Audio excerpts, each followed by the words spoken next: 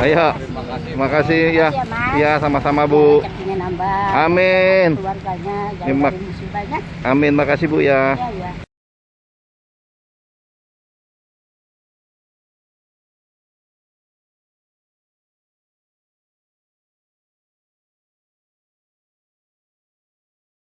Namanya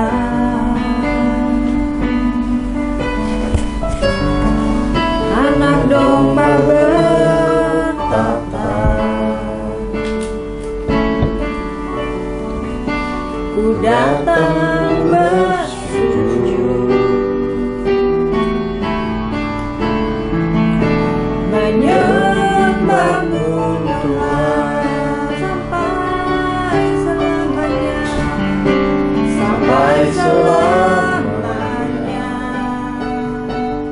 Anak domba bertata. Amin Tuhan Yesus. Ku datang bersujud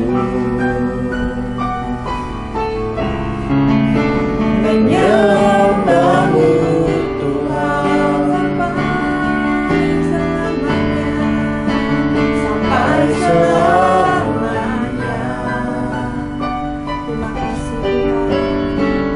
Anak domba bertata, kami datang Tuhan, kami datang.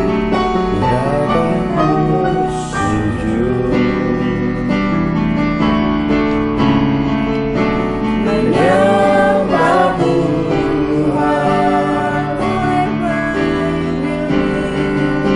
forever you will be the Lamb upon the throne. I gladly bow my knee and worship you alone. Forever you will be, forever you will be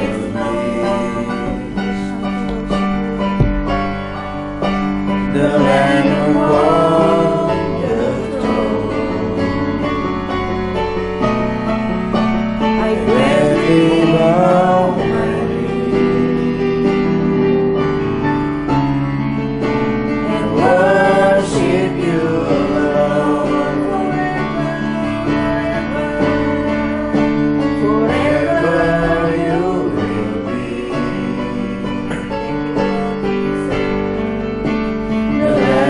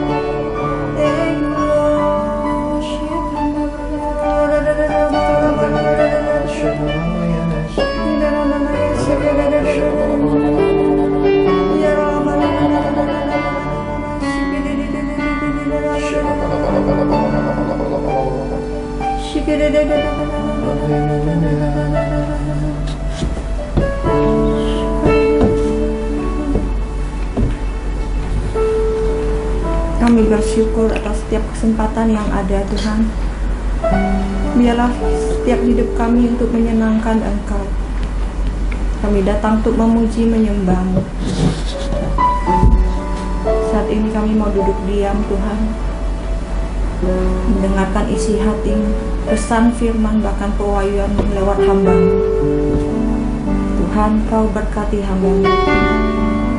Kuasa urapan Roh-Mu turun atasnya Tuhan, lebih dan lebih lagi. Dan kami semua Tuhan, kami menjadi pelaku firman. Sebab di dalam firman-Mu ada kekuatan bagi kami Tuhan, ada solusi, ada berkat yang luar biasa bagi kehidupan kami.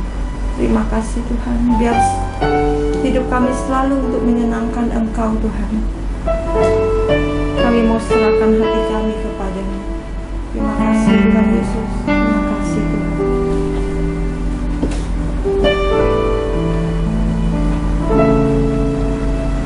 Tuhan, ku mau menyenangkan-Mu.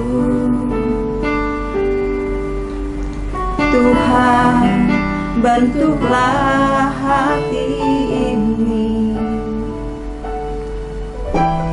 jadi bejana untuk hormat-Mu, cemerlang bagai emas murni. Tuhan, ku serahkan hatiku, semua ku berikan padamu. Kuduskan hingga tulus selalu, agar aku menyenangkan-Mu, menyenangkan-Mu, senangkan-Mu. Hanya itu kerinduanku,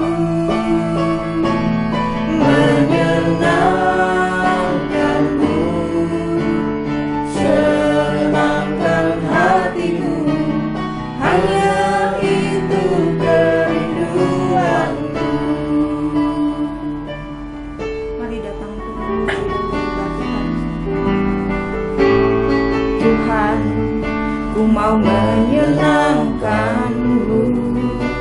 Bentuklah setiap hati kami Tuhan. Tuhan, bentuklah hati jadi bejana, jadi bejana untuk hormat-Mu,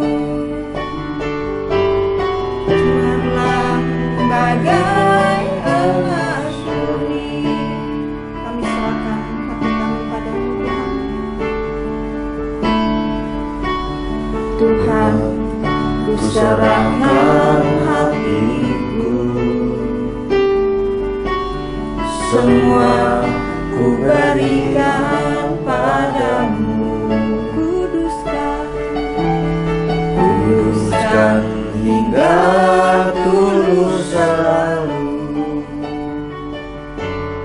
agar aku menyenangkan-Mu, menyenangkan-Mu, senangkan-Mu. itu kerinduan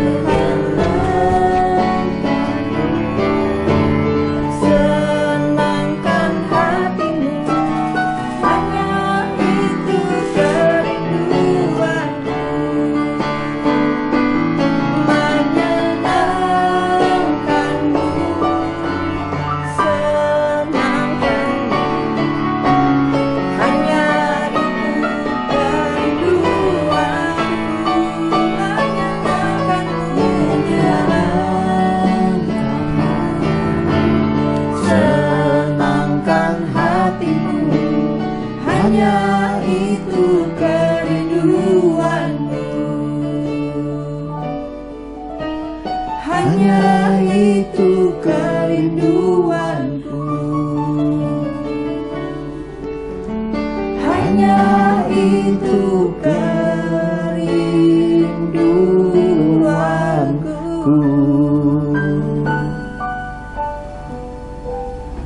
Sebab Engkau mengajari kami seperti seorang bapa mengajari anak-anaknya. Engkau Bapa yang baik. Engkau mengerti akan kehidupan kami. Engkau menuntun kami, membimbing kami.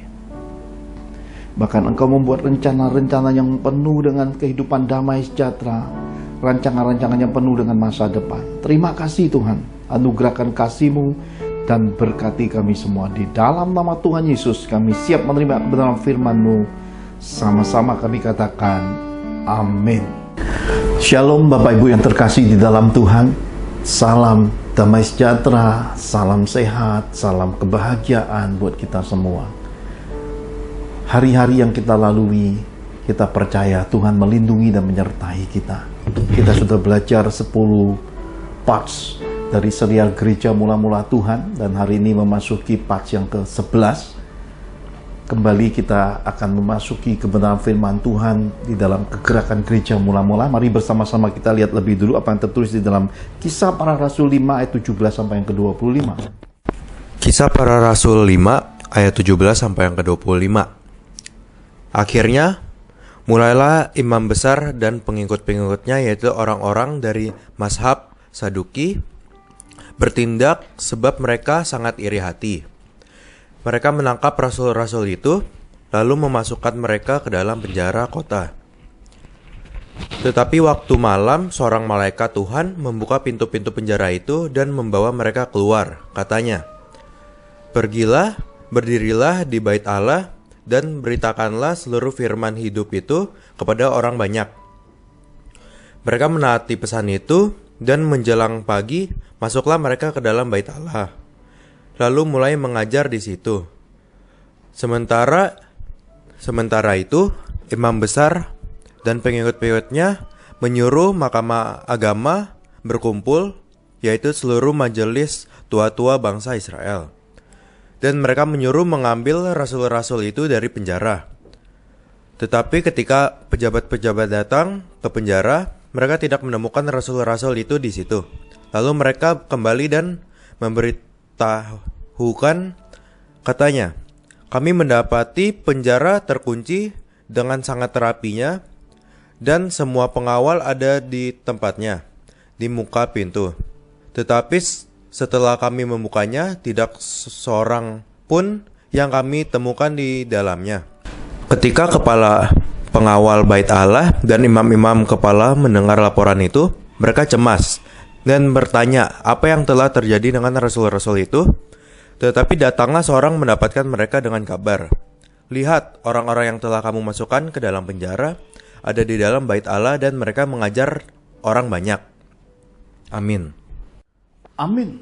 Saudara-saudara terkasih, kita bisa melihat suatu kekayaan di dalam kegerakan Gereja Mula-Mula di dalam Kisah Para Rasul 5 ayat 17 sampai 25 ini, ketika rasul-rasul ditangkap oleh karena satu perkara, yaitu pengaduan orang-orang Saduki.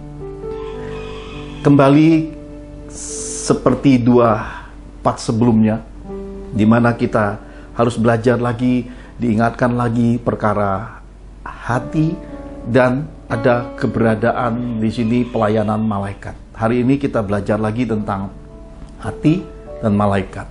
Karena itulah saudara-saudara terkasih, semua pemahaman-pemahaman yang kita dapat lewat penjabaran firman Tuhan, kita resapi, kita renungkan, dan kita praktekkan dalam kehidupan.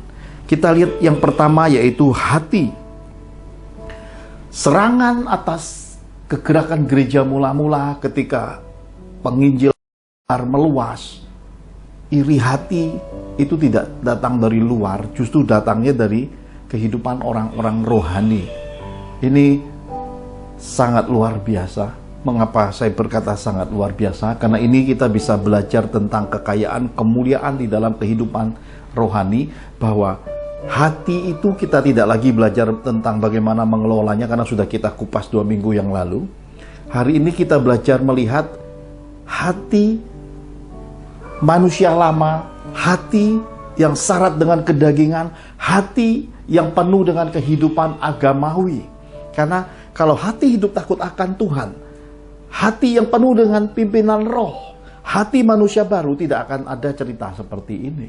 Karena itulah kita belajar melihat kekayaan kemuliaan bahwa iri hati itu berbahaya di dalam kehidupan. Iri hati itu merupakan salah satu media yang setan pakai untuk menghancurkan kerukunan, untuk menghancurkan kesejahteraan, untuk menghancurkan semua hal-hal yang baik datang dari Tuhan. Iri hati inilah yang seringkali tidak mudah dikenali, tidak mudah manusia mengalahkan dirinya. Karena iri hati bicara tentang keberadaan dosa di dalam diri seseorang. Karena itu kita belajar melihat bahwa apakah maknanya daripada hati di mana roh iri itu bisa masuk. Saya sempat melihat suatu cuplikan pertanyaan menarik yang sering kali kita juga temui di dalam masa-masa kita sekolah, kita menghadapi ujian tertulis maupun ujian nasional, bahkan pertanyaan-pertanyaan lisan dari guru-guru kita. Seringkali kita mendengar kata suatu pertanyaan, apakah fungsi hati? Ya, ini pertanyaan baru buat saudara minggu ini. Apakah fungsi hati? Saya juga ingin menjawab pertanyaan beberapa minggu lalu. Ada mulai banyak anak-anak Tuhan menjawab lewat komentar di YouTube, lewat komentar di WA, Line. Ada yang menjawab dan ada yang juga mengembalikan jawaban dengan pertanyaan. Mengapa sapi, kambing, dan kerbau badannya lebih bau dari kita? Pertanyaan ini menggelitik karena saya bebaskan jawabannya dari semua sisi. Kita bisa melihat diri kita lewat pertanyaan ini. Apa yang kita jawab? Ada yang serius sekali mengaitkannya dengan firman, mengaitkannya dengan wah, binatang nggak punya pengetahuan, nggak punya akal budi. Ada juga yang mengaitkan tentang wah, binatang nggak tahu dosa apa ini. Wah, macam-macam yang luar biasa menurut saya menjadi suatu kekayaan kemuliaan. Tidak ada yang benar, tidak ada yang salah, semuanya adalah merefresh iman kita. Jawabannya sederhana, dan ini menggelitik. Kenapa? Karena sukacita itu obat. Di dalam tinggal tenang, percaya, limpahan sukacita dari Tuhan, sukacita roh akan membuat imun kita naik dan akan membuat kita semakin kuat dalam kehidupan. Karena itulah jawaban sederhananya adalah sapi, kambing, dan kerbau itu keteknya 4, sedangkan manusia keteknya 2. Nah, coba direnungkan, dipikir-pikir lagi, ditimbang. Saat bersamaan saya mau ajak saudara melihat apakah hati menurut kitab suci. Mari kita lihat sama-sama Amsal 4 ayat 23 sampai 27. Amsal 4 ayat 23 sampai 27.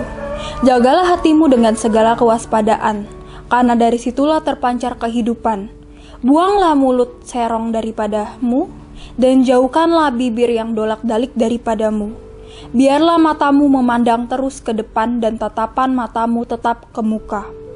Tempuhlah jalan yang rata, dan hendaklah tetap segala jalanmu.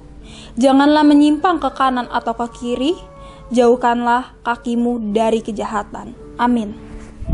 Amin. Hati adalah tempat memancar kehidupan. Sebagaimana mungkin kita bisa melihat suatu gambaran hati seperti matahari. Matahari itu adalah sumber terang, sumber sinar. Dan itu juga membawa dampak bagi kehidupan. Demikian juga hati memancar kehidupan. Jadi kalau kita mau lihat hati, kita bisa lihat suatu perumpamaan tentang matahari. Kalau kita mau belajar tentang Trinitas, Allah Bapa, Allah Anak, Allah Roh Kudus, kita juga bisa mengambil perumpamaan matahari. Matahari adalah Allah Bapa. Sinarnya adalah Allah Anak, Tuhan Yesus, dan cahayanya itu adalah Allah Roh Kudus. Jadi, apakah bisa dipisahkan? Kalau kita pisahkan cahayanya, ya gelaplah dunia. Kalau kita pisahkan terangnya, sinarnya, ya tidak ada bunga yang mekar. Karena matahari pagi itu dipakai untuk proses mekarnya bunga. Kalau bunga-bunga nggak mekar, tidak ada penyerbukan dari matahari, tidak ada terang matahari yang dimanfaatkan, tidak juga anak-anak manusia mendapatkan pertolongan dari matahari, tulang-tulang lemah, bunga-bunga nggak mekar, nggak ada buah di dalam kehidupan dunia ini. Atau mungkin kita singkirkan mataharinya, jadi apa kehidupan di bumi? Jadi kita bisa melihat bahwa kitab Injil, Trinitas, keberadaan Allah Bapa, Tuhan Yesus dan Roh Kudus itu adalah suatu gambaran utuh dan bisa diperumpamakan secara sederhana dalam kehidupan. Karena itu loh, hati ini tempat memancar kehidupan, kata kitab suci, dan ini hati adalah tempat di mana Roh Tuhan berdiam. Karena pelita daripada manusia itu adanya di dalam rohnya, di dalam hatinya, di dalam keberadaannya. Roh Tuhan melihat. Dan Tuhan Yesus berkata, dari dalam memancar keluar. Isi hati itu yang terpenting. Nah, saudara, jadi apa jawaban fungsi dari hati? Mungkin anak-anak biologi akan menjawab secara biologi. Fungsi hati adalah untuk mencegah racun di dalam tubuh, untuk mengontrol racun di dalam tubuh. Fungsi hati adalah ya supaya manusia bisa membedakan yang baik dan yang buruk, ya. Kalau hatinya nggak bagus, ya semuanya yang nggak bagus, semua yang buruk. Karena itu bagi orang yang suci hatinya, semuanya suci. Bagi orang yang hatinya nggak karu-karuan, ya semuanya pancarannya dari hati. Saudara terkasih di dalam Tuhan, jawaban yang saya lihat lewat bocah-bocah yang tulus, lewat bocah-bocah yang lugu itu, mereka berkata, hati adalah tempat kasih sayang. Hati adalah tempat cinta. Wah, saya berkata, bukan satu kebetulan kitab suci mengajarkan supaya kita berlaku seperti anak kecil. Dan Tuhan Yesus memangku anak kecil dan berkata, jangan halangi anak-anak kecil yang mau datang kepada Tuhan. Karena anak-anak kecil punya malaikat-malaikatnya yang memandang kepada Bapa di sorga. Tuhan mengingatkan kita untuk punya kehidupan yang masih terus bisa dibentuk, bisa diajar, bisa diarahkan, bisa dibina, dan bisa didewasakan. Itulah dasar dari anak-anak kecil. Saudara terkasih, segala kehidupan. Kalau saudara bahkan bisa nonton film, saya tidak tahu nonton film itu manfaatnya apa. Kalau saya ada keberadaan Tuhan di hidup saya, setiap kali saya nonton sesuatu, saya belajar sesuatu di dalamnya, sesuatu yang berbau kehidupan. Contohnya ginilah, ya, kalau saudara pernah nonton film Hollywood Will Smith, Bad Boys, ya, Bad Boy Forever yang terakhir, ya kan, ya, saudara melihat apa? Saudara akan menemukan di akhir film ini, setelah serialnya yang menarik setiap dibuat sequelnya, ya, ternyata Will Smith punya anak, ya, dan anaknya gambarannya mirip dirinya. Kenapa? Karena sahabatnya yang sudah sama-sama berdinas 25 tahun berkata, cara dia memukul, dia menghajarmu mirip kamu, ya. Buah jatuh nggak jauh dari pohon. Yesus berkata, tinggallah di dalam aku. Yesus berkata, akulah pokok. Karena kalau kamu tinggal di dalam aku, kamu berbuah banyak, dan buahmu itu tetap. Ini menggambarkan suatu perintah supaya kita sama, segambar, serupa dengan Tuhan. Imago Dei lagi jawabannya. Serupa, segambar dengan Yesus. Suatu kesaksian yang terjadi beberapa hari ini, hangat kesaksian ini, dan ini akan mendebarkan untuk saya ceritakan bagi saudara. Dan ini kaitannya dengan hati. Saudara terkasih, beberapa hari yang lalu, Serat kedatangan temannya, seorang teman dari masa SD-nya. Suaranya, kata Bu Angel, ngebas. Halo tante, ya gitulah suaranya kira-kira, ya. Anak remaja laki-laki seusia Serat, teman masa SD. Saya juga punya banyak teman masa SD, dan Serat ini sampai hari ini masih karib dengan teman-teman SD-nya yang tersebar di berbagai kota dan berbagai bangsa. Dan seperti saya komunikasi, bergaul, ya, supel, Serat punya turunan yang sama. Buah jatuh nggak jauh dari pohonnya. Waktu saya SMP, SMA, saya rajin berolahraga. Bahkan ketika saya datang ke ibu kota, saya masih fitness, saudara, ya, membentuk body. Seminggu 2 kali, saya ingat betul, bersama teman, ramai-ramai olahraga. Dalam 1-2 bulan teman-teman hilang, tinggal saya sendiri. Saya masih terus jalani sampai 1 tahunan lebih, hingga membentuk postur tubuh yang, ya, saudara bisa lihatlah, dengan usia yang mendekati 50 masih kelihatan seperti ini, ya. Aku masih seperti yang dulu, ya. Anak saya sering elus-elus perut, dia lupa papanya sudah nggak olahraga sejak dia lahir. Dia sekarang umurnya 19 tahun, rewel mendekati 21 tahun. 21 tahun sudah saya tidak berolahraga, ya. Masih seperti ini, ya. Masih bisa lah dibandingkan dengan artis-artis Hollywood, masih kelihatan awet muda, ya. Life begin 40, saya lihat udah lewat 40, sudah mendekati 50, masih seperti ini. Bukan mau memuji diri sendiri, saudara, ya, tapi saya berharap saudara menemukan kemanisan. Kenapa saya sudah berkata bahwa untuk menyaksikan hal ini agak membuat debar-debar dan gemetar.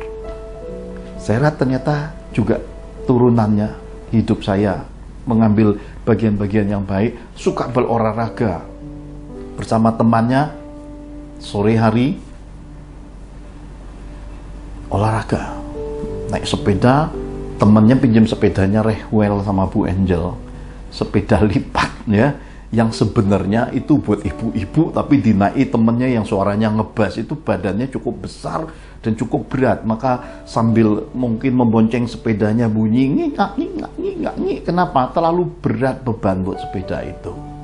Makanya ketika mereka berdua, Serat dan temannya naik sepeda itu, ya mungkin sambil ngobrol diikuti irama ngik. Ya, itulah kehidupan. Tiba-tiba sore itu, siapa yang menerima teleponnya? Richie. Ya, Richie menerima telepon dari Serat dan dikatakan, teleponku hilang, handphoneku hilang, ya. Bu Angel segera masuk ke kamar Serat, meriksa. Richie menelpon handphone itu, handphonenya nada masuk tapi tidak diangkat. Dan Bu Angel punya satu pemahaman persepsi, handphonenya masih ada, ya. Rewel keluar, semua keluar, dan kami keluar, dan akhirnya sampai beritanya ke papa saya, satu keluarga tahu. Lalu kami putuskan sore itu, tanpa menunggu Serat dan temannya sampai ke rumah, kami berangkat satu mobil, ya. Di perjalanan baru keluar komplek mobil, baru keluar gerbang rumah, saya suruh Richie telepon lagi temannya Serat. Dikatakan kami sudah nggak jauh dari rumah, balik lagi pulang, ya. Balik pulang, wahwi, ya. Saya sudah rapi, sudah ganti baju, sudah jalan, sudah nyetir mobil, pulang lagi, sampai rumah sakit perut. Ya, sakit perut, ya. Saya tidak tahu dari mana datangnya sakit perut itu, tapi tiba-tiba sakit perut, dan kemudian mau ambil keputusan, telusuri lagi jalannya karena di telepon masih bunyi, ya. Richie bilang ada aplikasi ini, mestinya bisa menemukan handphonenya ini, ya. Itulah kehidupan, ketika sesuatu yang suddenly, sesuatu yang tiba-tiba, yang tidak terduga diperhadapkan di dalam hidup kita.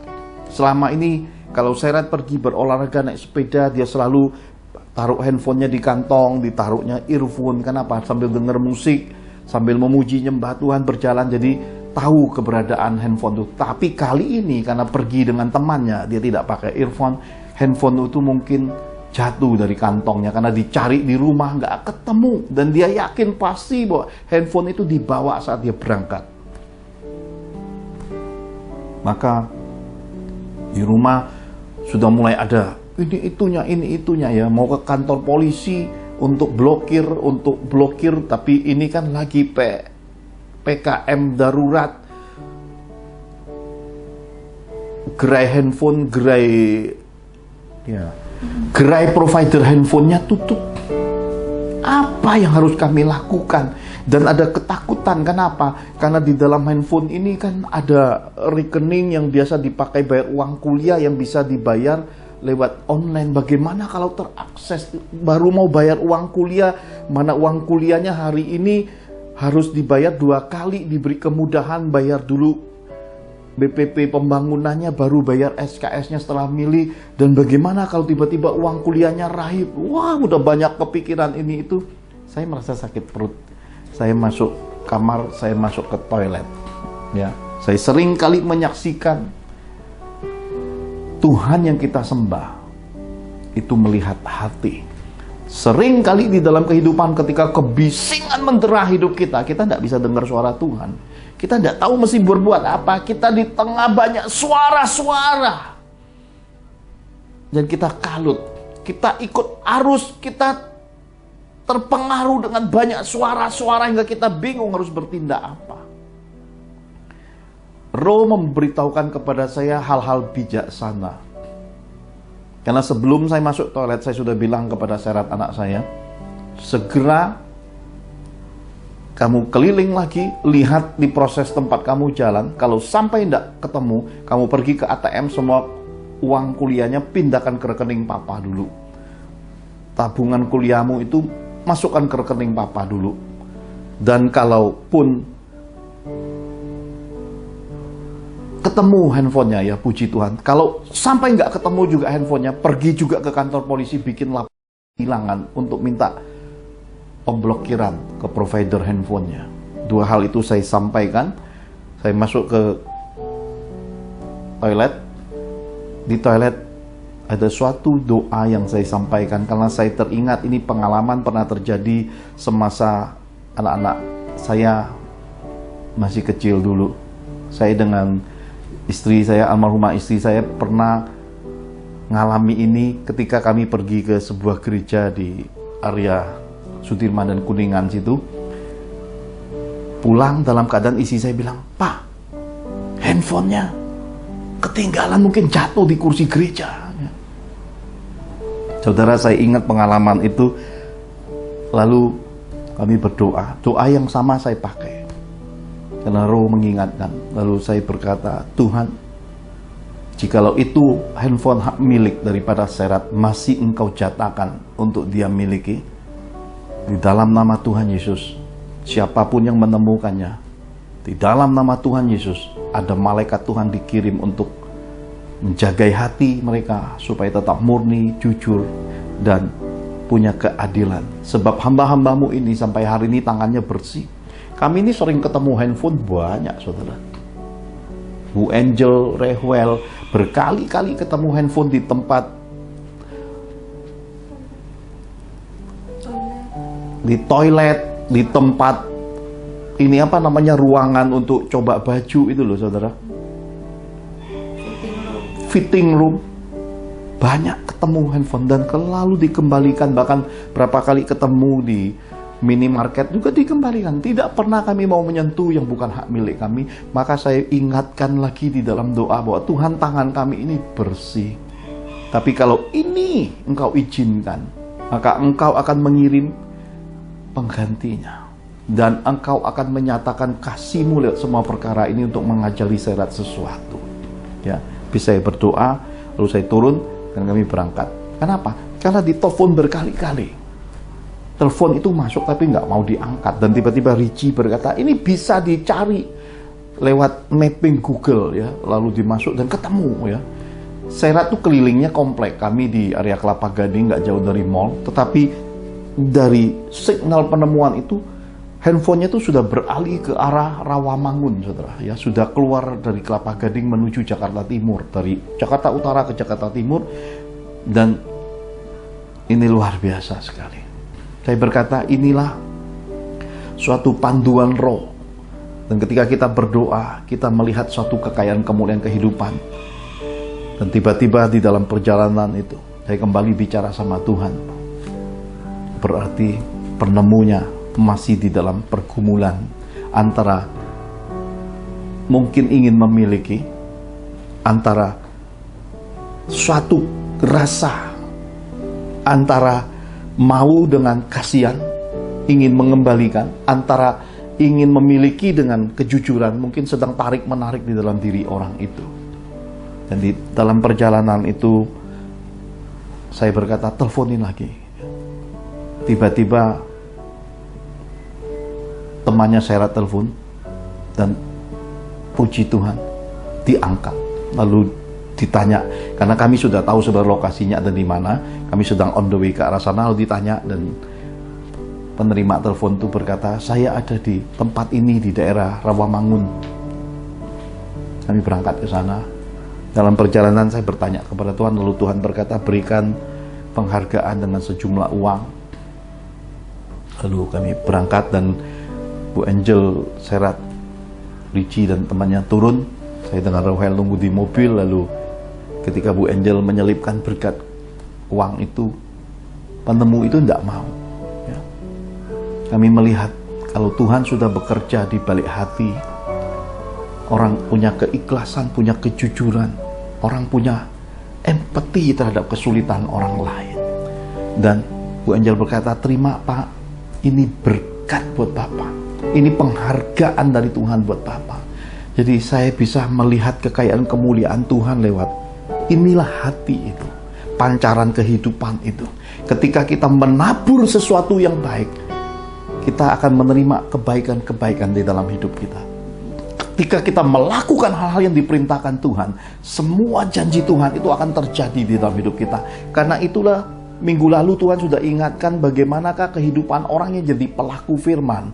Sampai masa tuanya, bahkan sampai anak cucunya, Tuhan menjanjikan berkat kehidupan.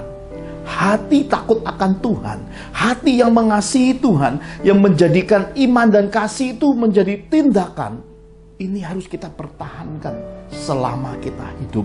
Dan warisan kepada anak cucu kita, kita mulai dari pengenalan akan Tuhan. Bicara kepada mereka saat di pembaringan, saat di jalan, di semua area kehidupan kita, anak cucu kita, kita perdengarkan nama Tuhan. Kita nyatakan bahwa Yesus itu ajaib, bahwa di dalam kehidupan terang dan kasih Yesus itu, itulah sumber kehidupan. Hati kita harus punya hati yang serupa segambar dengan Yesus. Maka imago Dei Allah itu akan membesar di dalam diri kita. Maka nggak perlu ada kekhawatiran lagi buat anak cucu kita. Setiap generasi yang sudah memperlengkapi anak cucunya dengan imago Dei Yesus, mereka akan pulang surga dengan senyum, dengan sukacita, dengan membawa pulang berkat-berkat kehidupan yang besar dalam penghargaan Allah dan juga penghargaan manusia. Kasih dan setia akan selalu mendasari kehidupan orang-orang yang hatinya selalu dijaga dan hatinya selalu besar untuk Tuhan di dalam kehidupan. Karena itulah Tuhan sudah mengucapkan kata-kata berbahagia di dalam Injilnya. Berbahagialah orang yang murah hati karena akan menerima kemurahan. Berbahagialah orang yang lembut hatinya akan mewarisi bumi. Jadi orang yang lembut hati itu pasti banyak kekayaan materi. Kerendahan hati, takut akan Tuhan, ada penghargaan dari Tuhan, penghargaan dari manusia. Ini semua firman dinyatakan selagi tidur berkat dicurahkan. Tidak terlintas di pikiran, tidak terlintas dari keinginan, tidak timbul dari mana-mana, bahkan yang tidak sempat engkau minta, bahkan yang mungkin engkau telah minta. Melebihi semua itu Tuhan menyediakan dan memberikannya bagi orang-orang yang hidup berkenan kepadanya. Ini janji Tuhan. Nah saudara, saya mau ajak saudara melihat bagian hati ini, supaya bisa membedakan antara hati manusia lama, hati yang penuh kedagingan, hati yang tidak dikenan Tuhan itu jangan pernah ada di dalam kehidupan kekristenanmu, jangan ada di dalam keluargamu, jangan pernah beri celah dan sedikit pun bagian-bagian dari manusia lama, daripada kehidupan agamawi, daripada keinginan daging itu masuk di dalam hatimu. Kenapa? Karena kita tahu semua itu tidak dikenan Tuhan. Tetapi kita akan melihat suatu contoh di dalam kitab suci. Karena kita sudah dengar nasihat dari petua Amsal lewat Raja Besar Salomo penghikmat ini berkata, hati memancar akan kehidupan. Karena itu harus tetap memandang ke depan, matamu tetap memandang ke muka. Jalan rata yang kau tempuh itu tetap harus, segala jalan itu harus tetap. Artinya konsisten di dalam mengikuti Tuhan, konsisten di dalam iman, konsisten melakukan kewajiban-kewajiban dalam Tuhan, konsisten ketika Tuhan sudah menaruh engkau sebagai pendukung di dalam pekerjaan dan pelayanannya, konsisten ketika engkau sudah tahu bahwa di situ Tuhan menjadikan engkau bendahara sorganya.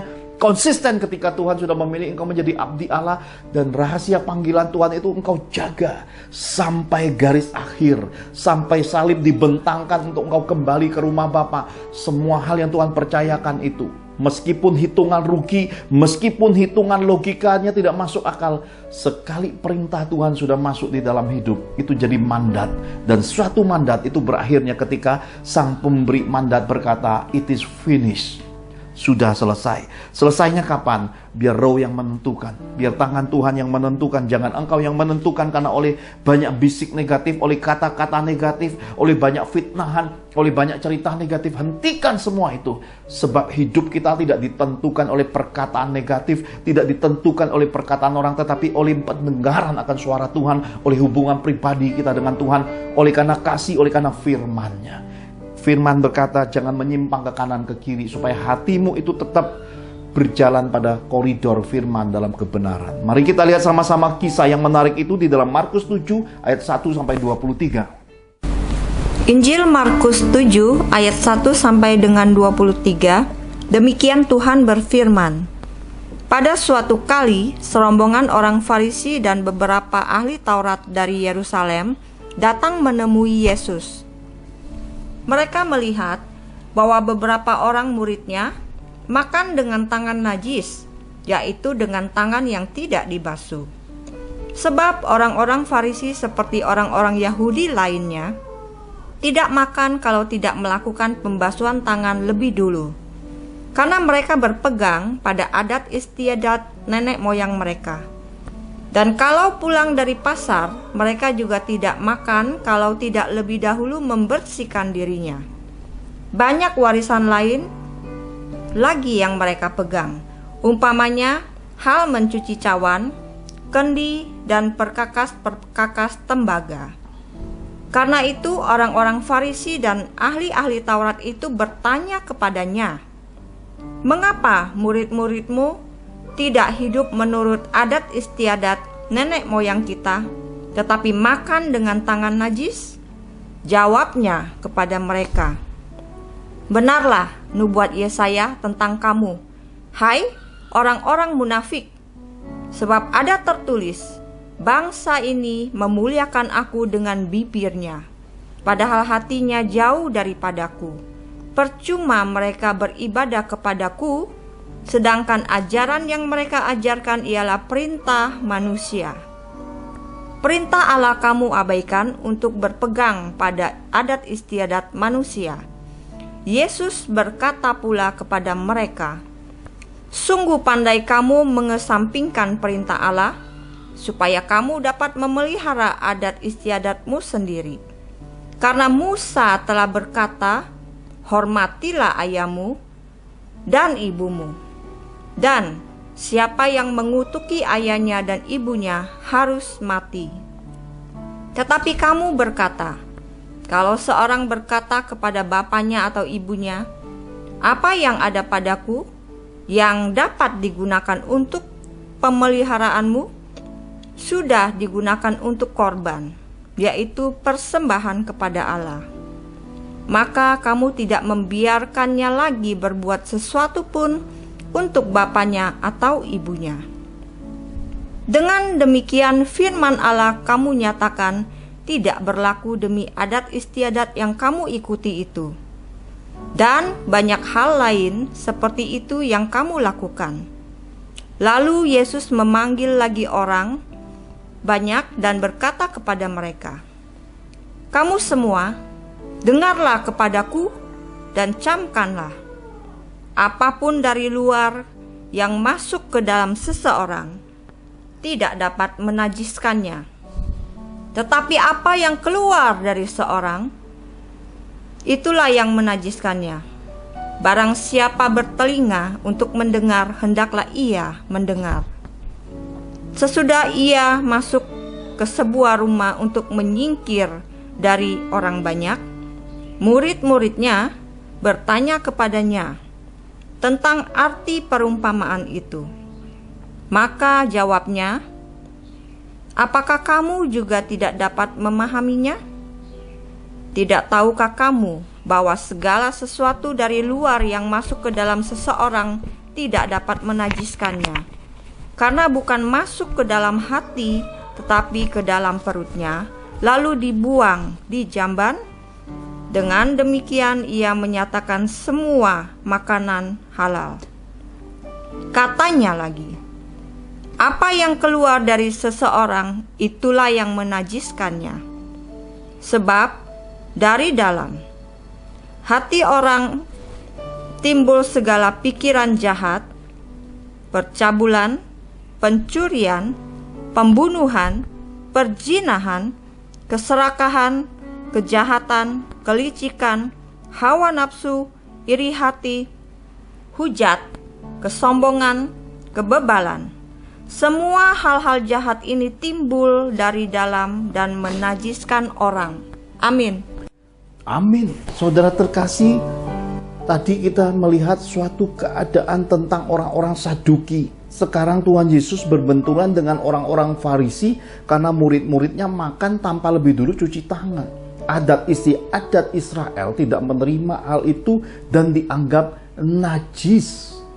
Saudara terkasih, terkadang di dalam kehidupan agamawi kita, di dalam kehidupan kerohanian kita, kita terjebak pada adat istiadat, perintah-perintah manusia.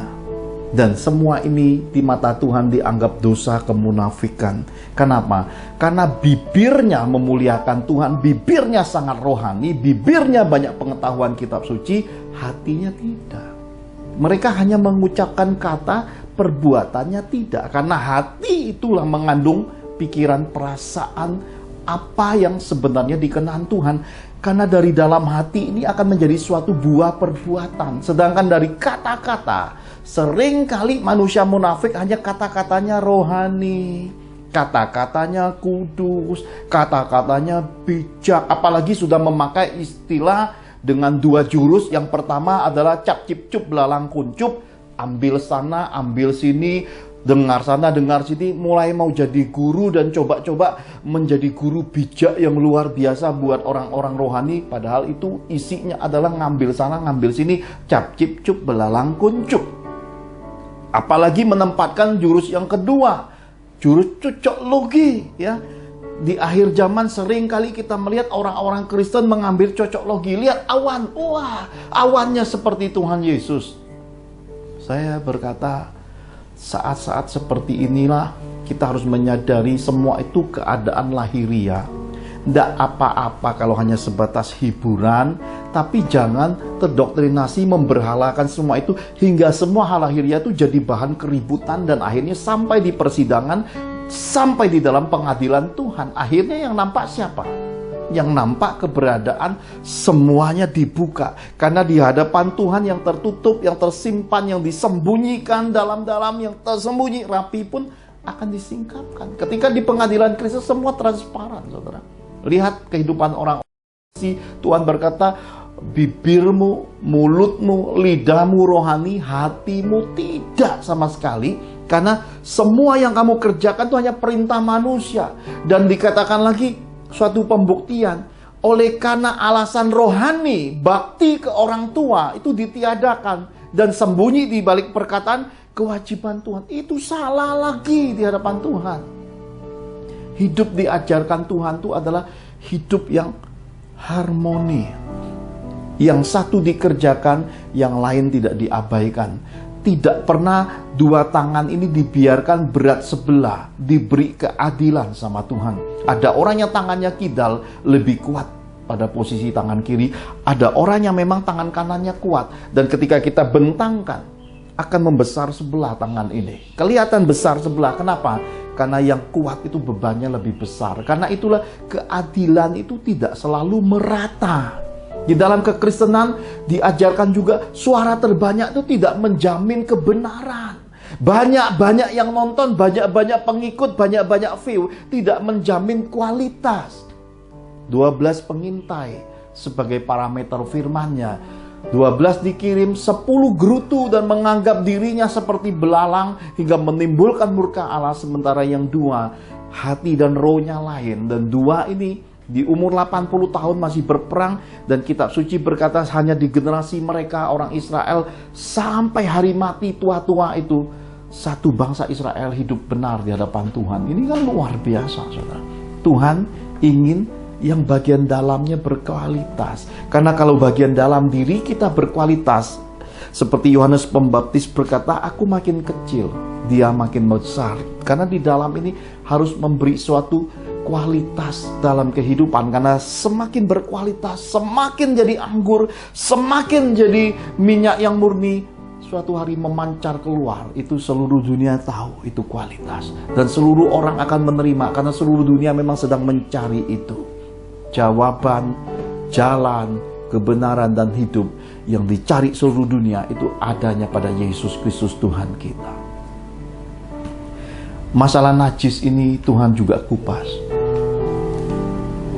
Pemahaman ini diajarkan Tuhan Yesus. Tuhan Yesus luar biasa. Berapa ribu tahun yang lalu mengalahkan guru biologi, saudara. Ya, dikatakan yang masuk ke mulut dibuang ke jamban. Ini kan ilmu biologi, saudara ya. Sebagaimana tadi pertanyaan, mengapa sapi, kambing, dan kerbau badannya lebih bau? Diuraikan secara biologi, nggak akan habis-habisnya. Jawabannya singkat aja, lihat aja, memang kan ada 4 kaki atau tangan, nah itu kan ketek ya, di balik celah-celahnya itu ya lebih banyak, ya, jadi yang lebih bau, karena keteknya kan 4 kali lebih banyak rasa aromanya. Kalau nggak percaya, tidurnya sama kambing, sama sapi, sama kerbau, saudara akan tahu kok di balik keteknya cukup bau, saudara ya. Nggak usah ketek sapi, kambing, kerbau, ketek kita sendiri aja, saudara tidak mandi 3 hari, coba pegang dan coba cium. Dengan menyadari kelemahan-kelemahan yang ada pada diri kita, kita akan semakin tahu diri dalam kehidupan. Jangan menganggap diri sendiri lebih suci, ya. Jangan menganggap diri sendiri adalah yang punya sorga. Jangan menganggap diri sendiri adalah guru yang istimewa, yang terhebat di dalam kerohanian ini. Diri sendiri aja, saudara, ditaruh satu duri aja bengkak kemana-mana, taruh sakit gigi aja nggak tahannya minta ampun, dikasih bisul demamnya bukan main. Sudahlah, mari belajar tahu di dalam kehidupan ini, karena orang tahu diri, orang tahu budi, itu lebih panjang umur dan lebih disayang Tuhan, saudara. Pemahaman ini kita bisa lihat karena kitab suci dengan jelas Tuhan Yesus mengajarkannya dengan jelas. Sesudah pelajaran jamban, yang makan itu gak faedah apa-apa hubungannya dengan Tuhan. Jadi orang Kristen gak usah ribut lagi soal makan ini boleh, makan itu gak boleh. Semua sudah ada roh penguasaan diri, kan ada Roh Kudus di dalam diri setiap orang Kristen. Biarkan masing-masing badan, masing-masing diri, masing-masing jiwa mengkontrol hidupnya. Yang mau makan tidak usah paksakan orang yang tidak makan. Dan yang mau makan bijaksana terhadap yang saudara-saudara seiman yang tidak makan. Karena roh bijaksana ini adalah tanda kedewasaan rohani. Tidak boleh ada saling pemaksaan, tidak boleh ada saling sindir-menyindir, apalagi pembulian dalam kehidupan ini. Semua kita harus jadi terang dan garam. Kenapa? Karena saudara belajar ilmu laut. Saya ajarkan sedikit tips ilmu kelautan. Saudara tahu ikan laut. Bedanya ikan laut dengan ikan air tawar apa, saudara? Ini pertanyaan lagi. Mari kita masuki sedikit biologi.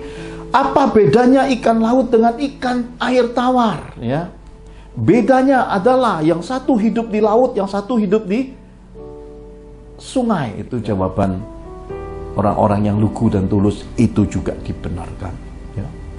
Lalu apakah bagian yang bisa dipetakan? Yang dapat dipetakan adalah ikan air laut durinya lebih sedikit dan durinya tertata rapi. Sedangkan ikan air tawar durinya banyak. Kalau nggak percaya, gorenglah 2 ikan. Yang satu disebut ikan kue, yang satu disebut ikan mas. Gorenglah, makanlah sama-sama dan tanpa memperdulikan duri, maka saudara akan tahu beda jelas di mana air laut, di mana jelas air sungai. Dari apa? Dari apa yang kita kecap. Nah, dengan pemahaman ini kita bisa melihat satu kekayaan lagi. Ikan yang ada di air laut tidak asin. Dari mana tahu tidak asin? Dari ibu-ibu kita belajar.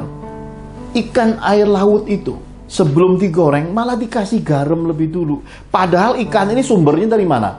Dari air laut. Garam itu sumbernya dari mana? Air laut. Inilah kehidupan. Yang dicari dalam kehidupan itu adalah keharmonian, rasa, berkat, kenikmatan, sukacita. Itulah yang dicari. Lihat ikan air tawar. Sebelum digoreng juga digaremin. Jadi bukan suatu hal yang sembarang ketika Tuhan Yesus, kamu adalah terang dan garam dalam kehidupan. Ini adalah nasihat supaya kita bisa menempatkan di dalam hidup ini, mewarnai dunia ini, membawa terang kasih Yesus, membawa pemahaman kehidupan ini, menyeluruh sampai kepada semua makhluk. Bukan hanya ke manusia, tumbuh-tumbuhan, binatang-binatang pun orang-orang Kristen bisa jadi berkat mengelolanya. Ya, tidak diajarkan di dalam kekristenan dan Injil satu kata benci pun. Kenapa? Karena kekristenan ini menjadikan Tuhan juru selamatnya adalah kasih. Imago Dei berarti serupa segambar Yesus. Kita harus hidup di dalam kasih, tidak ada alasan untuk tidak hidup di dalam kasih. Nah, lihat penjabaran Tuhan Yesus. Sebab dari hati orang timbul segala pikiran jahat, percabulan, pencurian, pembunuhan, perzinahan, keserakahan, kejahatan, kelicikan, hawa nafsu, iri hati, hujat, kesombongan, kebebalan. Semua hal-hal jahat ini timbul dari dalam dan menajiskan orang. Jadi yang dalam ini kalau tidak dikelola akan jadi najis. Dan mungkinkah yang najis masuk surga? Ini pertanyaan yang luar biasa, saudara. Kalau kita paham bahwa yang najis nggak bisa masuk surga, yang najis itu gambarannya seperti kotorannya, inilah sederhananya kotoran binatang. Mungkin nggak kotoran binatang, istilahnya maaf ya saudara, sopan, dan ini jangan dibawa-bawa masuk ke jam makan siang. Tai kambing, ya, tai anjing, tai ayam, saudara taruh di tempat tidurmu yang bersih, yang menjadi surga hidupmu. Wah, ada orang berkata, indahnya hidup seperti ini, tidur di samping tai ayam, tai sapi, tai anjing. Ada orang seperti itu. Kalau saudara yang hidup di dunia aja tahu hal itu tidak dikenan, hal itu tidak akan disukai oleh manusia hidup normal di dunia, apalagi Bapakmu yang di surga. Pelajaran hati ini penting untuk kita sadari. Marilah tempatkan buah roh untuk menguasai hati. Imago Dei, buah roh adalah satu kesatuan, dan hikmat dan pengertian itu didasari hidup takut akan Tuhan. Ketika orang takut akan Tuhan, mereka melakukan kehendak Tuhan. Mereka tidak cari lagi yang namanya hitungan, mereka tidak cari lagi yang namanya pamrih, mereka tidak ungkit-ungkit kebaikan. Mereka melakukannya seperti yang diajarkan oleh Tuhan Yesus, dengan tersembunyi. Orang-orang yang kaya dalam kehidupan melakukan hal-hal baik dengan tersembunyi. Apabila mereka melakukan segala sesuatu dengan tersembunyi, maka mereka tidak lagi kejar popularitas, tidak kejar keuntungan duniawi. Mereka tidak peduli dengan harta ngangkat berkarat, mereka tidak peduli dengan mamon, mereka tidak lagi hidup untuk uang, sebab mereka sudah melampaui semua itu. Mereka hidup untuk Tuhan. Nah saudara, kita bisa melihat kekayaan kemuliaan lewat pelajaran hati manusia lama dengan hati manusia baru yang dijabarkan secara sederhana ini. Sekarang kita lihat pelajaran yang kedua tentang malaikat, saudara. Perkara handphone serat yang kembali, saya percaya Tuhan ada kirim malaikat. Nah, bagian malaikat-malaikat ini disenangi orang-orang Kristen. Ya. Kenapa? Karena banyak kali di serial-serial khotbah, banyak kali di dalam pengajaran rohani, wah soal malaikat-malaikat ini disukai oleh banyak anak-anak Tuhan. Saya ingin mengajak saudara melihat suatu cakupan yang lebih sederhana, tetapi itu sebenarnya luas. Sederhana tapi luas, dan dengan cara pandang yang benar, kita akan bijaksana untuk menempatkan hal-hal malaikat di dalam kehidupan kekristenan kita. Saya akan sertai dengan kesaksian. Mari kita lihat lebih dulu kebenaran firman-Nya di dalam Wahyu 22 ayat 6 sampai yang ke-12. Wahyu 22 ayat 6 sampai 12. Lalu ia berkata kepadaku, perkataan-perkataan ini tepat dan benar, dan Tuhan Allah yang memberi roh kepada para nabi telah mengutus malaikatnya untuk menunjukkan kepada hamba-hambanya apa yang harus segera terjadi. Sesungguhnya aku datang segera. Berbahagialah orang yang menuruti perkataan-perkataan nubuat kitab ini. Dan aku, Yohanes, akulah yang telah mendengar dan melihat semuanya itu. Dan setelah aku mendengar dan melihatnya, aku tersungkur di depan kaki malaikat yang telah menunjukkan semuanya itu kepadaku untuk menyembahnya. Tetapi ia berkata kepadaku, "Jangan berbuat demikian. Aku adalah hamba sama seperti engkau dan saudara-saudaramu, para nabi dan semua mereka yang menuruti segala perkataan kitab ini. Sembahlah Allah." Lalu ia berkata kepadaku, "Jangan memeteraikan perkataan-perkataan nubuat dari kitab ini, sebab waktunya sudah dekat. Barang siapa yang berbuat jahat, biarlah ia terus berbuat jahat. Barang siapa yang cemar, biarlah ia terus cemar. Dan barang siapa yang benar, biarlah ia terus berbuat kebenaran.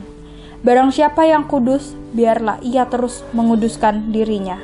Sesungguhnya aku datang segera, dan aku membawa upahku untuk membalaskan kepada setiap orang menurut perbuatannya. Amin.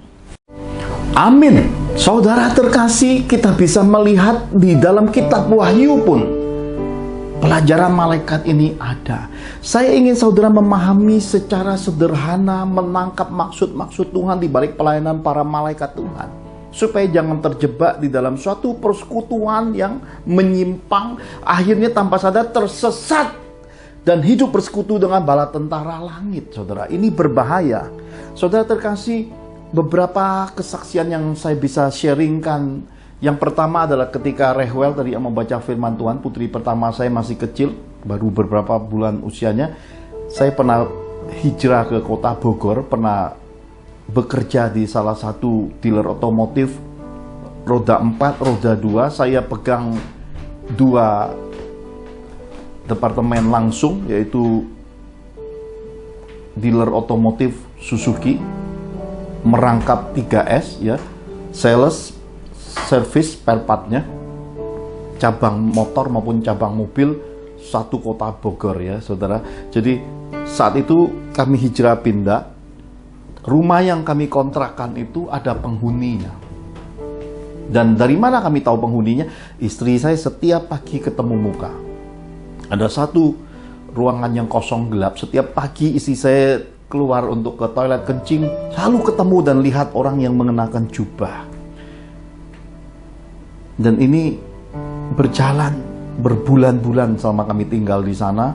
Sampai suatu hari saya berdoa bersama istri dan Rehwel kecil, dan tiba-tiba saya lihat sebuah penampakan di depan rumah kami, tinggi besar dengan baju sirah seperti tentara pegang pedang besar, tinggi sekali saudara, melebihi ukuran pintu, mungkin ada kira-kira 3-4 meteran, tinggi besar. Saya lihat satu sosok dengan pedang mengkilat, baju sirah keemasan berdiri tepat di depan pintu rumah saudara. Dengan dimensi raw saya melihat, saya kaget, saya terkejut. Lalu saya bertanya pada Tuhan, "Tuhan, siapakah itu?"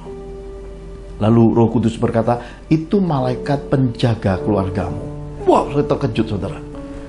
Saya tadinya sempat berpikir kalau ini pihak seteru Tuhan. Wah, bahaya apa yang akan datang dengan keadaan yang begitu gagah, pegang pedang, baju sirah, dan ini gagah tinggi besar. Saya ngangguk-ngangguk, oh, Tuhan kirim malaikat penjaga tinggi besar. Kenapa Tuhan kirim malaikat penjaga? Karena tempat tinggal kami bukan hak milik kami, itu ada roh teritorinya berupa jin ya. Dan luar biasa kami hidup berbulan-bulan di kota Bogor saat itu. Di depan ada malaikat penjaga, di belakang ada jin saudara. Jadi bayangin kehidupan seperti itu, dan kami nikmati perjalanan semua yang Tuhan ingin kami jalani di dalam penjelajahan hidup saya bersama istri saya dengan kehidupan keluarga yang baru punya satu anak putri yang masih kecil. Dan suatu ketika Tuhan berkata, "Nak, tugasmu selesai di kota ini." Dan saat itu kami sempat agak sedikit tunda-tunda, tiba-tiba sesuatu terjadi. Rehwel itu belum bisa jalan ataupun duduk ya. Merangkak pun belum bisa, baru bisa balikin badannya. Tiba-tiba dari kamar itu Rehwel itu bisa pindah di ruang tamu depan saudara. Saya dengan istri garuk-garuk kepala, bagaimana caranya putri kecil kami duduk aja nggak bisa, ngerangkak nggak bisa, balik badan aja kadang-kadang ya belum terlalu lancar. Bisa dari tempat tidur bisa pindah ke ruang tengah. Lalu saya berkata sama istri, ini nampaknya kasih karunia Tuhan kepada kita, waktunya sudah sangat singkat, kita harus segera bergegas. Dari situ saya tahu, itu waktu Tuhan, itu kairos, kami harus pindah. Dan saya minta tanda, apa yang harus saya buat dengan rumah kontrakan ini masih batas waktu cukup panjang. Tuhan tunjukin ke saya, ada karyawan baru yang kebetulan kepala bengkel di tempat saya bekerja dan menjadi bawahan saya. Dia keliling-keliling cari rumah, lalu saya tawarkan, mau nggak nerusin kontrakan rumah ini? Ya sudahlah, sesuaikan dengan kemampuan kamu, nanti kalau kamu setuju saya bicara dengan pemilik. Oh, dia setuju, dan kami sepakat dengan harga kontrak overnya ya harga sekian, lalu saya temui pemilik setuju, lalu kami over kontrak. Selesai. Ya, kesaksian malaikat pertama di Kota Bogor selesai, jin di Kota Bogor selesai, ya selesai. Ternyata itu tidak selesai. Di kemudian hari, salah satu sahabat yang merupakan head administrasi saya yang ada di Facebook saya yang bernama Pak Beni Prawira cerita suatu hari, ternyata kepala bengkel saya ini kan beda kepercayaan, tidak di dalam Tuhan, dia bukan orang Kristen, keluarganya porak-poranda di rumah kontrakan itu. Kenapa? Karena katanya setiap malam terjadi huru-hara di rumah itu, meja kursi bisa gerak sendiri, gelas bisa pindah-pindah, dan istrinya dipanggil-panggil katanya namanya. Kebayang nggak saudara? Lalu dicari tahu ke pemilik rumah, ternyata pemilik rumah pun mengalami yang sama, padahal pemilik rumah ini sangat rohani di dalam agamanya. Jadi saudara kebayang nggak, di dalam hidup ini ada hal-hal yang kasat mata. Dan kalau saudara baca buku The Invisible, buku yang beberapa laptop hancur serangan setan, di balik penulisan buku ini ada hal-hal yang Tuhan pesankan tentang hal-hal kasat mata. Hal inilah yang penting untuk kita sadari, bahwa terkadang semua hal kerohanian ini harus ditempatkan secara tepat dan benar baru jadi berkat, saudara. Apakah Pak Johan tidak mau ngusir setan dan tidak sanggup ngusir setan? Ya, saya tidak pernah punya kesanggupan itu. Yang punya kesanggupan itu hanya Yesus. Saya hanya bisa mengerjakan yang diperintahkan Bapa. Apa yang digerakkan Roh Kudus itu yang saya kerjakan. Sebab saya tidak bisa berbuat dari diri sendiri. Semua itu kasih karunia Tuhan. Kenapa jinnya nggak diusir, Pak? Mau diusir seperti apa juga percuma, karena dia itu pemilik tanahnya, teritorinya, yang sudah berdiam, mungkin sudah berabad-abad di tanah itu. Bahkan pemilik rumah merupakan seorang yang sangat rohani di agamanya, nggak bisa buat apa-apa. Bahkan memilih untuk kontrakan rumahnya. Sedangkan kita pengontrak, buat apa buang energi yang nggak perlu? Lalu rewel dipindahin, nggak mendatangkan celaka, itu jadi cerita yang luar biasa. Rewel kecil pernah dipegang sama jin, ya. Jadi dalam kehidupannya ada pemetaan bahwa tidak semua jin bisa pegang anak-anak Pak Johan, kecuali yang punya kuasa besar. Kenapa? Karena di depannya ada malaikat, akan berhadapan dengan malaikat penjaga Tuhan. Jadi kita tahu di dalam hidup kita ini ada penjagaan Tuhan yang luar biasa. Nah, saudara, yang kedua, ini terjadi lebih awal sebelum kejadian tadi. Kalau tadi sudah ada rewel, ini kejadian saya baru menikah. Ya, saya baru menikah, beberapa bulan sudah menikah. Istri saya bersama adik ipar saya pulang ke rumah orang tuanya, pulang ke kota Bangka. Saya ada satu tugas pelayanan, dan pelayanan ini adalah pelayanan retreat sebuah gereja Bethel Indonesia.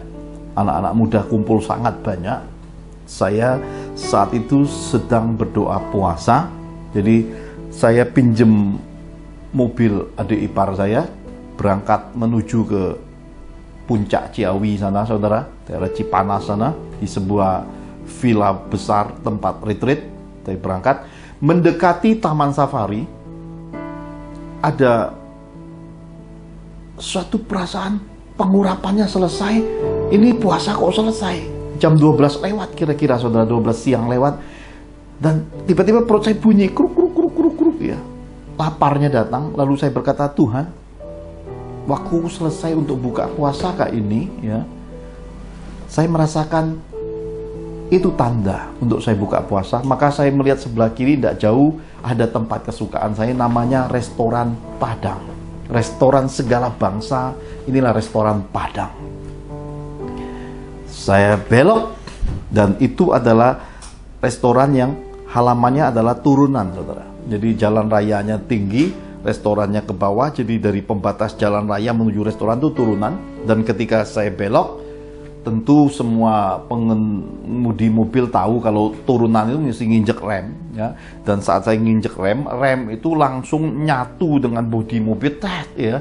Itu los remnya, dan mobil itu meluncur sendiri, juk, ya. Luar biasa, nabrak restoran Padang, duar, ya, sampai seluruh orang yang lagi makan dalam restoran itu keluar, saudara. Kenapa? Yang saya tabrak tuh pas. Kalau saudara tahu restoran Padang itu kan ada kaca tempat makanan. Yang saya tabrak tuh adalah tembok di bawah kaca. Kebayang nggak kalau hancur itu, ayam bisa pindah ke mobil semua, saudara, ya. Ayam goreng, rendang bisa pindah semua. Dan itu duar gitu. Dan itu pasti keras hentakannya sampai semua orang yang lagi makan, sampai pemilik, sampai tukang-tukang restoran Padang keluar dan memandang saya buka pintu. Dan itu pertama kali di dalam hidup saya belajar sebagaimana kehidupan ini adalah jadi orang yang sangat dingin dan gak pedulinya, saudara. Kenapa? Antara terkejut, antara bingung, antara gak ngerti, semua campur baur. Dan saya buka pintu, saya masuk ke restoran Padang, semua ikut masuk.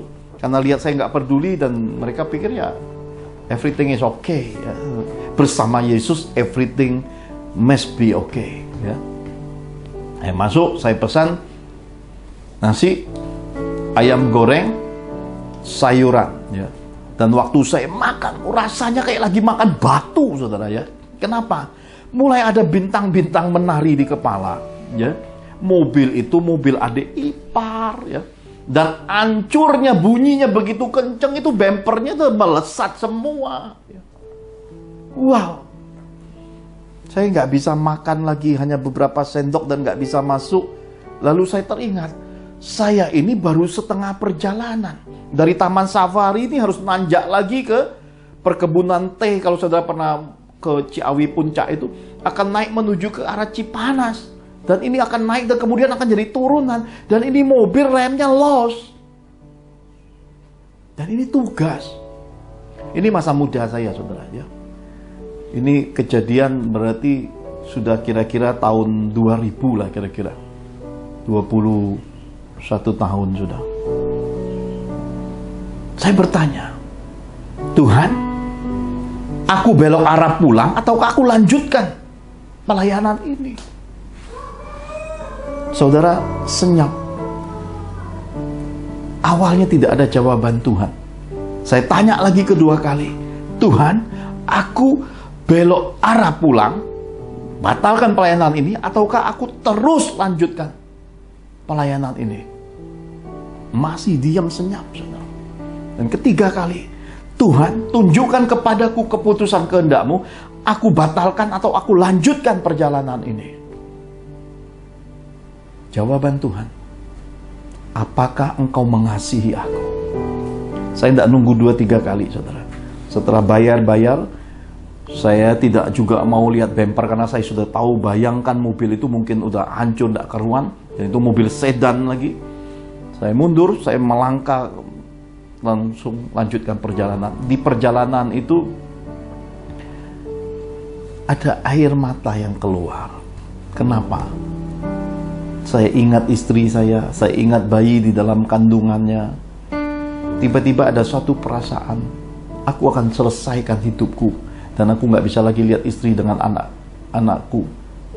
Ya, ada satu bayi kecil di dalam kandungan istri saya. Dan itu air mata ngalir, saudara. Ya. Dan itu perjalanan masih normal. Kenapa? Ini kan posisi nanjak dari Taman Safari itu. Dan ketika sudah mendekati arah puncaknya, dan bagaimana harus ngerem juga percuma. Kalau tarik rem tangan akan buat mobil terbalik. Ada banyak risiko-risiko. Dan tiba-tiba Ruh berkata, nak, lihatlah. Saya melihat ada 2 sosok berjalan. Entah berjalan ataukah terbang tepatnya. 2 sosok dengan sayap, saudara. Ya. Setiap kali ada mobil berhenti, saya melihat sayapnya mengembang dan mobil saya itu bisa tertahan sendiri. Setiap kali sudah jalan dan sayap itu merapat lagi, itu berjalan lagi, dua sosok itu jelas sekali saya lihat pada saat itu. Dan ketika turunan, ya, setiap kali turunan ada mobil-mobil mulai ngerem di depan, saya bilang, Tuhan tolong, itu sayapnya melebar. Itu mobil sepertinya tertahan, saudara. Jadi tanpa rem, itu mobil bisa sampai ke tempat retreat. Dan saat saya sampai ke tempat retreat, saya nggak banyak ngomong, saya cuma bilang izin ke kamar, ya. Saya masuk ke kamar sore hari itu. Mereka pilih tempat retreat itu di sebuah villa yang cukup lembah dan dingin sekali. Saya masuk kamar, saya bersujud. Saya nggak ngerti apapun saat itu. Saya nggak bisa rasakan apapun. Keluh seperti domba di pembantaian. Nggak ada kata-kata keluh. Ya. Air mata aja yang keluar. Lalu setelah saya lihat jam, wah waktunya pelayanan, saya masuk ke kamar mandi. Saya mandi, air yang dingin bercampur air mata, saya nggak kebayang suasananya saat itu. Dan memang, saudara, saya melihat Ikebot, awan kemuliaan Shekinah glory hadir dalam KKR itu. Dan lawatan Tuhan, wah luar biasa. Luar biasa. Yang lebih luar biasa lagi, saya mesti pulang. Karena saat itu saya masih kerja, saya harus pulang. Lalu mulai keluar lagi banyak pikiran, perasaan. Dan akhirnya seluruh rombongan retreat sampai ke hamba-hamba Tuhan tahu saya alami kecelakaan. Dan sebelum saya pulang, mereka memberi saya amplop persembahan. Saya terima berkat itu. Dan saya tidak tahu apapun di balik semua itu, karena pikiran ini harus pulang. Dan luar biasa, saat saya tinggalkan villa itu, baru jalan berapa langkah, waktu saya injek remnya normal, ya, seperti ada rem baru, saudara. Inilah keajaiban di balik pelayanan malaikat. Nah, saudara, di dalam kitab Wahyu dikatakan malaikat itu diutus. Saudara coba lihat lagi ayatnya. Dikatakan Allah yang memberi roh kepada para nabi telah mengutus malaikatnya. Jadi Tuhan yang ngutus, bukan kita yang mutus, bukan kita yang panggil. Saudara harus ingat, malaikat itu bukan tukang servis AC, ya. Malaikat itu bukan GoFood, GoZen, saudara panggil, ya. Saudara harus tahu, penguasa Tuhan dari semua malaikat sorga itu Yesus Kristus Tuhan kita. Jadi jangan saudara berpikir bahwa dengan sesumbar berkata, aku pakai malaikat, aku layak, aku panggil malaikat. Ya, kamu sama malaikat itu siapa? Dikatakan di dalam kitab Wahyu ini, ketika Yohanes bersujud, saudara bisa tahu eksotiknya malaikat itu, luar biasa keagungan malaikat itu, sampai seorang rasul besar selevel Yohanes yang dekat sama Tuhan Yesus, yang selalu berbaring di pangkuan Yesus, yang begitu karib Yesus saja sampai nyembah. Jadi saudara harus tahu diri siapa saudara. Kalau kamu belum melampaui rasul Yohanes, jangan terlalu berlebihan di dalam pelajaran malaikat. Ya, saudara harus pahami sampai titik ini. Kenapa? Karena supaya kita bisa melihat keberadaan Tuhan, kekayaan kemuliaan Tuhan, iman kita, pengharapan kita, tindakan kita, itu selaras dengan kehendak Tuhan, bukan sesumbar rohani atau sembrono rohani. Supaya semua ini bisa kita pahami secara jelas. Kenapa? Karena fungsi dari para malaikat itu, Tuhan mengutus malaikatnya untuk menunjukkan kepada hamba-hambanya apa yang harus segera terjadi. Jadi malaikat-malaikat akhir zaman ini diutus untuk menyatakan pewahyuan Tuhan. Jadi pemahaman ini kita mesti dapatkan, saudara. Supaya apa? Supaya kita bisa hidup bukan dengan kekuatan kesombongan kita, hingga kita ini kayaknya lagi ditaruh di bubungan bait Allah. Setan belum ngomong, kita udah jatuh dulu. Kenapa? Kita bilang kita akan ditatang malaikat loh. Gua punya malaikat penjaga, gua banyak malaikat loh. Setan sampai bingung. Ini orang-orang Kristen belum gua cobai sudah menceburkan diri, sudah terjun dulu. Ini saudara sembrono dan sombong rohani. Marilah belajar baca kitab Injil Yohanes itu lebih banyak supaya dapat hatinya Yohanes, hatinya Tuhan. Kenapa? Di situ Tuhan Yesus banyak menyampaikan nasihat integritas manusia Kristen. Aku tidak dapat mengerjakan apa-apa dari diriku sendiri. Apa yang Bapak buat, apa yang diperintahkan Bapak, apa yang diajarkan Bapak, itu yang aku perbuat. Belajar semua itu. Dan aku ini hamba gak berguna. Apa yang aku terima cuma-cuma, aku pun harus kembalikan dan harus berikan dengan cuma-cuma. Aku bukan hamba upahan. Aku ini abdi Tuhan, hamba tidak berguna, ya, mengerjakan apa yang memang diwajibkan Tuhan. Karena itu Rasul Paulus menemukan kekayaan itu dan berkata, bukan suatu kewajiban, tapi ini adalah tugas penyelenggaraan penginjilan. Ini adalah suatu panggilan bakti lagi, melebihi kewajiban. Kenapa? Itu menjadi urat nadi kehidupan iman seorang Rasul Paulus. Jadi amanat agung Yesus itu mesti disadari semua kita menjadi urat nadi hidup kita. Untuk menyatakan kasih, terang, kebenaran Tuhan Yesus. Bahwa Yesuslah jalan, kebenaran dan hidup itu kepada seisi dunia ini. Pemahaman ini harus kita dapat, saudara. Nah, sebagai bagian penutup saya ingin berikan suatu pesan nasihat kitab suci di dalam 2 Korintus 11 ayat 12 sampai yang ke-14.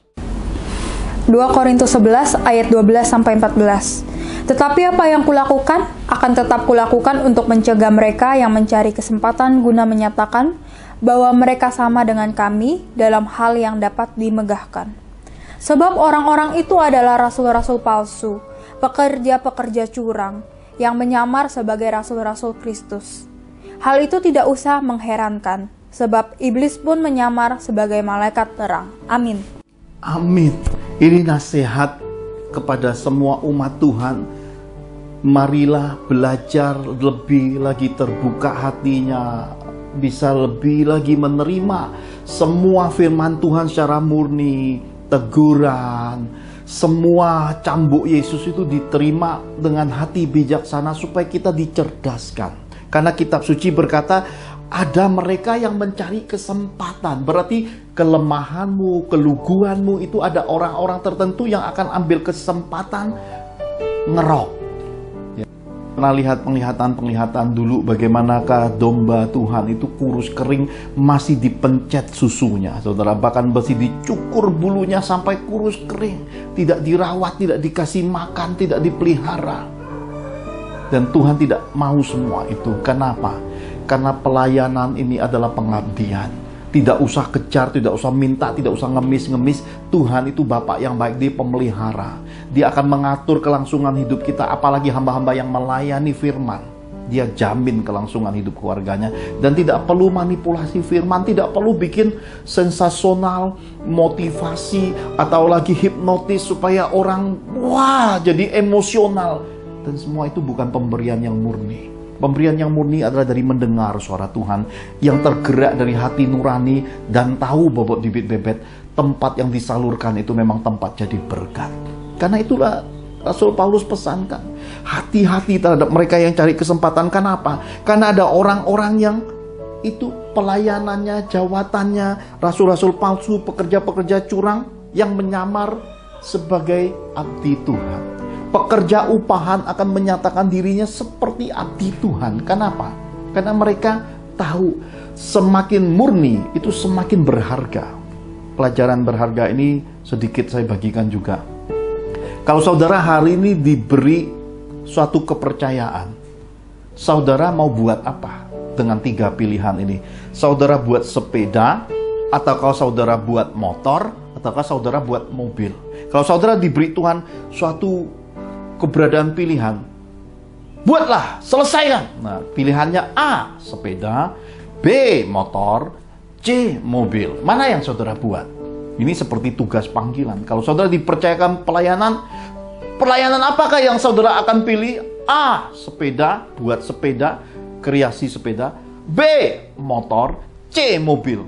Nah, ini kan pilihan yang semua orang harus menyadari bahwa kamu harus memilih. Pilih yang mana? Aku pilih mobil, Pak. Mobil harganya mahal. Aku enggak, Pak. Aku setengah mobil, aku pilih motor aja, rodanya 2. Sama-sama ada mesin, Pak. Aku enggak lah, Pak. Aku enggak sanggup semua itu, enggak kuat lagi belajar. Udah terlalu tua dan udah rasanya enggak kuat belajar. Aku sepeda aja, Pak. Pilihan ada padamu. Pilihan ada padamu. Aku cuma mau dengar khotbah yang selalu wah, Pak, mesinnya kuat, kenceng, bermerek, rodanya banyak. Aku enggak lah Pak yang biasa-biasalah, yang penting cocok, waktunya pas, ini pas. Aku enggak Pak. Aku yang sederhana, enggak apa-apa Pak. Apapun itu pokoknya yang biasa, sederhana, ya enggak apa-apa, yang cocok buat aku, keluargaku, dan kami bertumbuh dan kami merasakan pengenalan Tuhan, hidup takut akan Tuhan. Kami semakin menjauhi kejahatan. Aku yang biasa-biasa, sederhana, enggak apa-apa Pak. Yang tersembunyi enggak apa-apa Pak. Pilihan ada padamu. Dan hari ini Tuhan mengajarkan kepada kita, apapun pilihanmu, hatimu menentukan.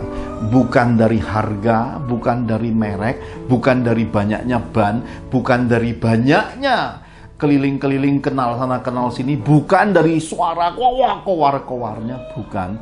Segala sesuatu ditentukan hati, karena hati itu memiliki seni dari Tuhan.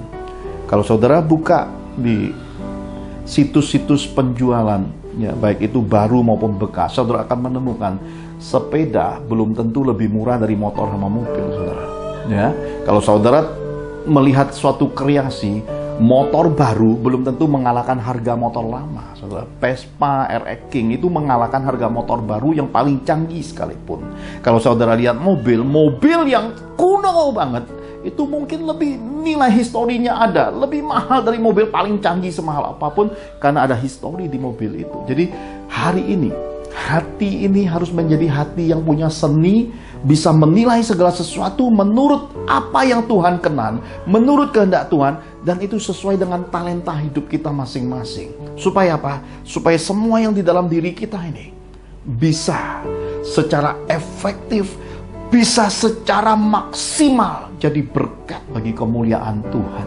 Dengan pemahaman ini kita bisa dapatkan bagian-bagian yang sebagai penutup, bahwa iblis pun menyamar sebagai malaikat terang.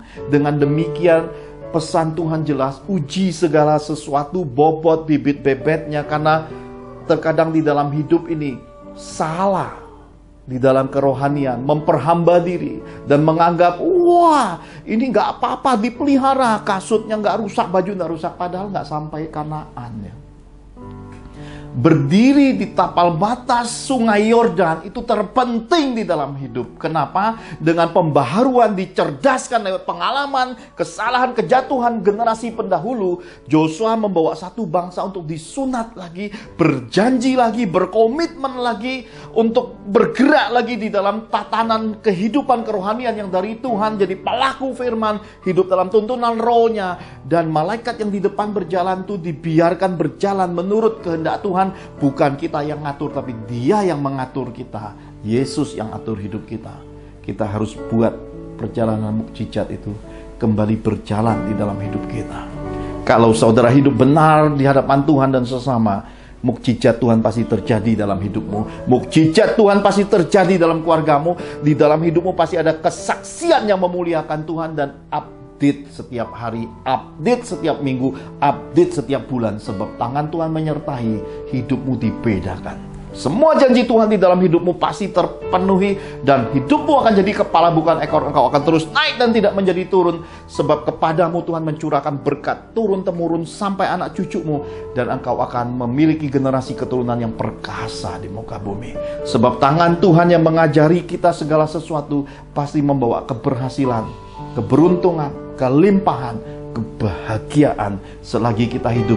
Dan saat kita mengakhiri hidup kita, pintu sorga terbuka. Bangsawan ningrat Tuhan, orang-orang setiawan, orang-orang kudusnya, imamat rajaninya, pulang ke rumah Bapa. Anugerah Tuhan yang luar biasa bisa berkumpul di rumah Bapa nanti. Salam kasih, salam damai Yesus. Dan mari kita selesaikan bagian ke-11 ini. Kita tutup di dalam doa, dan doa berkat Bapa surgawi. Mari kita angkat kedua tangan kita sama-sama. Bapak dan Ibu terkasih dalam Tuhan, kita baru saja mendengarkan pencerahan firman Tuhan. Serial Gereja Mula-Mula Tuhan part 11 tentang hati dan malaikat.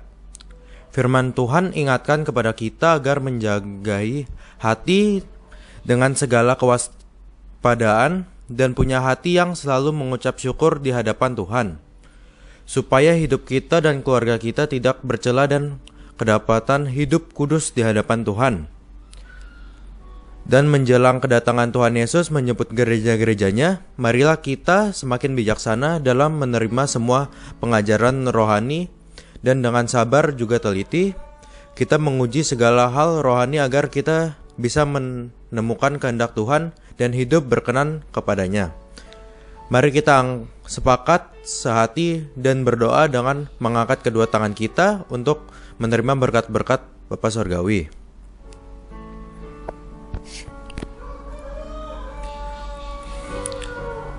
Dalam nama Tuhan Yesus Kristus, terbukalah tingkap-tingkap langit, semua taburan benih dan ketaatan hidup kita beroleh kegenapan firman-Nya. Kita menabur dan menuai, kita dipeliharanya, kita dibelanya, kita disertainya, kita diberkatinya. Maka tercurahlah berkat Bapa Surgawi, engkau akan terus naik dan tidak menjadi turun. Engkau akan menjadi kepala dan bukan ekor, adonanmu, lumbung-lumbungmu, rekening bank dan kas keluargamu diisi Tuhan penuh. Berkat bangsa-bangsa pun masuk dalam kapasitas hidupmu, diberkatilah keluargamu, diberkatilah karir bisnismu, diberkatilah studimu, diberkatilah pelayananmu. Dalam anugerah Tuhan Yesus, maka engkau beserta keluargamu akan menerima kasih karunia, kesehatan, keberuntungan, berkat 5 roti 2 ikan, berlipat kali gandaan berkat, jawaban doa, berkat terobosan ekonomi dan mukjizat-mukjizatnya yang ajaib. Dalam Roh Kudus, maka engkau beserta keluargamu termaterai hidup di bumi seperti di surga. Kita terima berkat-berkat surgawi ini dalam nama Tuhan Yesus. Kita sama-sama katakan amin. Amin. Tuhan Yesus memberkati.